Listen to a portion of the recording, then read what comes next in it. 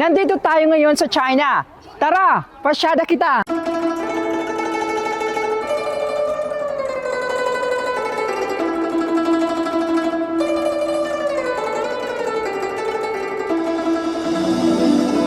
Ang New Yuanming Palace ay matatagpuan sa Zhuhai, Guangdong Province, sa katimugang bahagi ng China.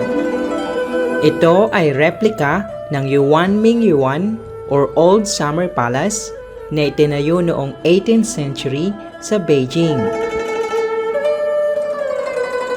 Mga kakeb, so sa pagpasok mo dito, ang una mong makikita ay yung trono ng emperor.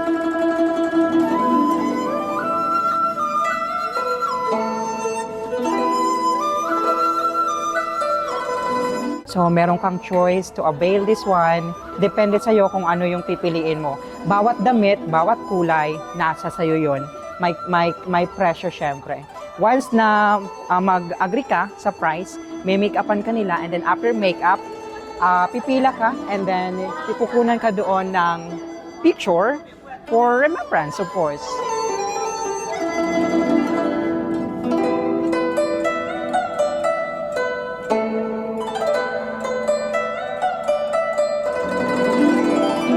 Nandito na tayo ngayon sa loob at lilibutin natin.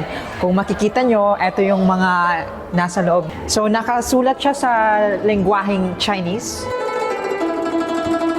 Di ko man lubos maunawaan ang wikang Mandarin, nararamdaman ko naman ang kahalagahan nito sa tradisyon at kultura ng mga Chinese.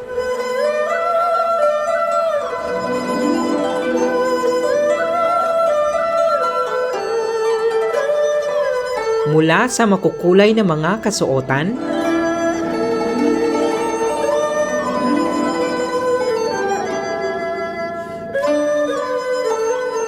tradisyonal na disenyo ng Emperor's House,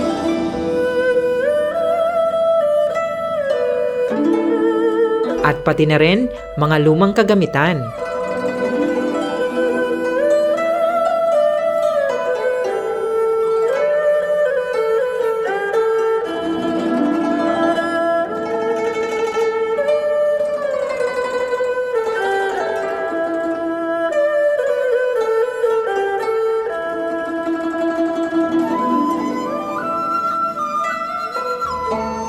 Makikita rin dito ang replika ng young emperor with his servant.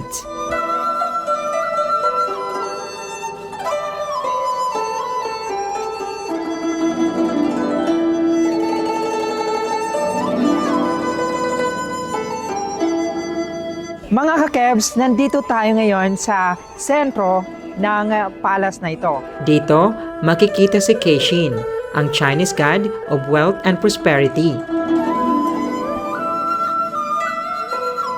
So, napakalawak daw nito, sabi ng tour guide namin. Pero, titin lang natin kung anong makikita natin dito.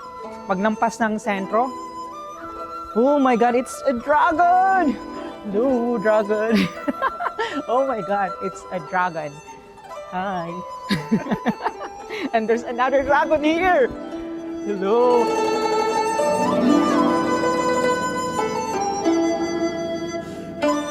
Oh my God, they're so beautiful. It's beautiful.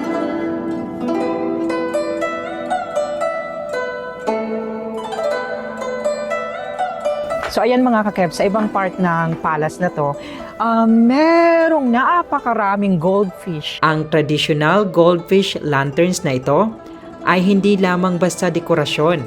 Para sa mga Chinese, ito ay sumisimbolo ng kasaganahan, kayamanan, at magandang kapalaran.